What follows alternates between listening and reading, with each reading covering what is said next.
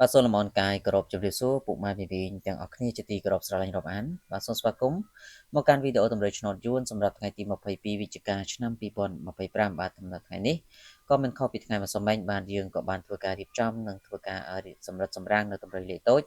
ដើម្បីយកមកធ្វើការចែកជូនទៅកាន់បងប្អូនអ្នកនិយមលេងទាំងអស់គ្នាទស្សនាកម្សាន្តនិងដើម្បីយកលេខទៅលេខបាទចឹងបងប្អូនកុំភ្លេចជួយចុចជាវចុចsubscribe ចុច like ចុច follow page ម្នាក់មួយបាទដើម្បីទទួលបាននូវវីដេអូសំណាងទទួលបាននូវវីដេអូថ្មីៗមុនគេជារៀងរាល់ថ្ងៃបាទចឹងបងប្អូនយើងចូលទៅកាន់តម្រុយរបស់យើងតែម្ដងសម្រាប់ថ្ងៃទី22ខែ11សម្រាប់ម៉ោង10កន្លះព្រឹកបាទសម្រាប់ព្រឹកនេះគឺខ្ទង់ដែលល្អសម្រាប់ធ្វើការអូសគឺយើងអូសខ្ទង់10និងខ្ទង់0បាទបាទហើយចំពោះខ្ទង់10ខ្ទង់0នេះលេខបុកគឺពុកម៉ាមីមីសូមធ្វើការបុក12 13បាទលេខ A B C D បាទ12